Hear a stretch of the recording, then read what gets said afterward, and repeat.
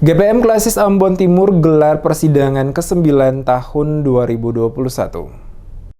Pemukulan tipa oleh Wakil Ketua Majelis Pekerja Harian atau MPH Sinode, Pendeta H. Hatari, sebagai tanda dimulainya masa persidangan ke-9 Gereja Protestan Maluku Klasis Pulau Ambon Timur atau KPAT yang tergelar pada Minggu 23 Mei 2021 di Jemaat GPM Hutumuri. Dalam sambutan pembukaan, Hatari menyampaikan, sidang-sidang gereja yang terlaksana selama ini harus dipahami secara bersama adalah kepentingan membangun jemaat secara bersama, bukan sebaliknya dijadikan wahana untuk mencari siapa yang benar dan siapa yang salah. Menurutnya saat ini, GPM menjadi gereja yang benar-benar mandiri dengan melibatkan seluruh potensi warga jemaat yang tersebar dari Maluku hingga ke Maluku Utara. Kemandirian ini harus didorong dengan jiwa pelayanan yang menghamba, dengan tetap merawat dan menjaga domba-domba yang dipercayakan Tuhan di atas pundak para pelayan. Sebagai orang percaya, gereja harus mampu berdiri menjadi sandaran bagi orang-orang termarginal, mereka yang menderita, miskin serta terbelenggu oleh tirani mayoritas, terbelakangan oleh kemajuan teknologi, terpuruk akibat kondisi global pandemi COVID-19.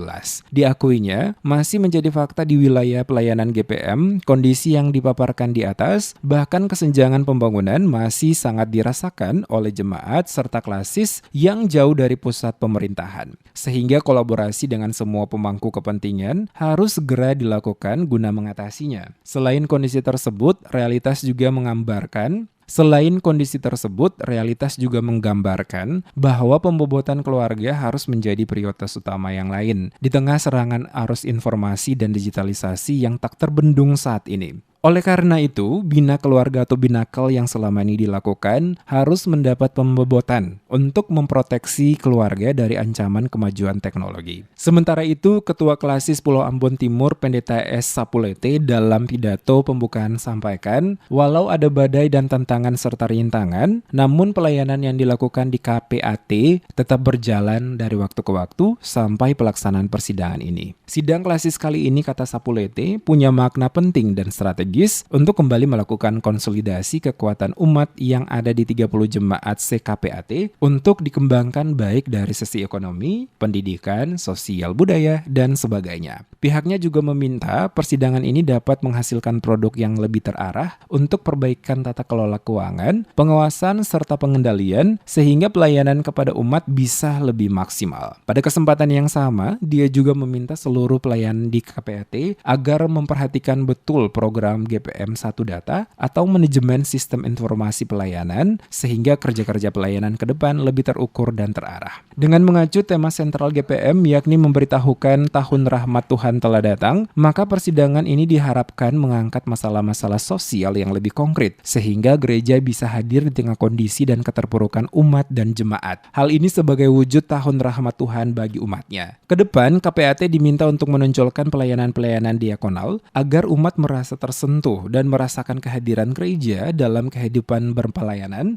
juga melakukan advokasi atas hak-hak atas hidup anggota jemaat. Persoalan pendidikan, lingkup hidup, mitigasi bencana juga harus menjadi atensi persidangan kali ini. Khusus bagi masalah pendidikan, KPAT menetapkan SMA Kristen YPPK Paso akan dijadikan sebagai sekolah model. Ia juga meminta aspek kelembagaan, penguatan kapasitas pelayanan, spiritual panggilan, serta pengkajian isu pelayanan strategis jemaat menjadi perhatian persidangan kali ini. Masalah yang sangat penting juga saat ini, kata Sapulete, adalah perkuatan keluarga Kristen. Penguatan ini sangat penting untuk memproteksi umat terhadap berbagai pengembangan negatif akibat kemajuan iptek dewasa ini. Terkait COVID-19, Sapulete berharap warga gereja dapat mengikuti himbauan pemerintah untuk penerapan protokol kesehatan, juga program vaksinasi yang sementara dilakukan. Sebab hanya dengan itu, maka kita telah bersama untuk menjaga dan merawat kehidupan ini secara bersama dengan semua ciptaan. Sementara itu, Wali Kota Ambon dalam sambutannya yang dibacakan Sekretaris Kota Ambon Agilato Heru menyampaikan, sidang klasis ke-9 ini harus dijadikan sebagai wadah untuk mencakapkan pergumulan umat yang ada di KPAT secara serius. Ia juga mengemukakan, persidangan ini bisa membicarakan berbagai hal terkait dengan dampak pandemi COVID-19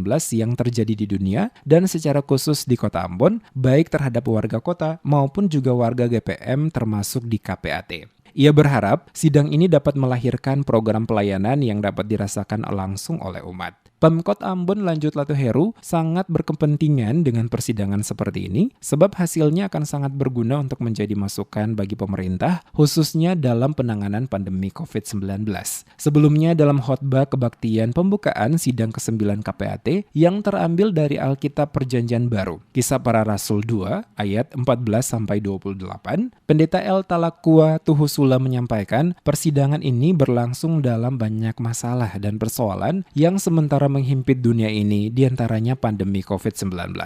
Disebutkan, jika pandemi ini belum berakhir, maka kondisi ini akan mengantar umat pada sebuah tatanan zaman baru. Maka suka atau tidak suka, semua harus ikut karena pada zaman baru saat ini, di mana era digital terbuka, dan maka tak heran jika anak zaman sekarang lebih pintar dari orang tua yang sudah berumur. Disebutkan, walau saat ini vaksin sudah dilakukan, namun umat tidak boleh lengah, karena soal hidup harus beradaptasi untuk bagaimana hidup di tengah pandemi dan juga tantangan abad ini yang sangat kompleks, terutama masalah pendidikan, ekonomi, lapangan pekerjaan, dan masalah sosial lainnya. Pendeta M. Talakua Tuhusula membeberkan, pada masa-masa sulit seperti ini, maka orang cenderung akan melakukan apa saja agar bisa bertahan hidup, dan GPM harus dapat melihat ini sebagai suatu pergumulan yang serius. Saat ini lanjutnya GPM ditugaskan untuk memberitakan tahun rahmat Tuhan, dan ini tugas dari Allah untuk diberitakan. Dan untuk tugas ini, maka harus belajar dari pola pelayanan Yesus yang menghamba, sesuai subtema tahun ini, yakni menjadi gereja yang menghamba agar umat dan seluruh ciptaan bisa hidup sejahtera. Persidangan kali ini lanjutnya bersamaan dengan hari Pentakosta dan pencurahan Roh Kudus atau akhir dari proses kematian dan kebangkitan Kristus. Dan momentum ini mengajarkan umat untuk berbicara jujur sesuai fakta. Gereja lanjutnya terpanggil juga untuk menghadirkan kesejahteraan. Gereja harus berdiri bersama orang susah, menderita, yang diperlakukan tidak adil dan dapat masalah. Disitulah gereja hadir untuk berikan rasa keadilan. Menurutnya, semua agenda gereja yang cenderung hanya pada penguatan institusi dan ritual seremoni ibadah harus diubah dengan kegiatan yang menyentuh umat dan lakukan aktivitas sosial dan kemanusiaan. Karena gereja adalah persekutuan untuk tampilkan wajah Allah yang peduli terhadap sesama. Sementara itu dalam laporannya, Ketua Panitia Pelaksana Siklas 9 KPAT DKP menyebutkan kegiatan berlangsung selama 2 hari dengan menghadirkan peserta biasa sebanyak 220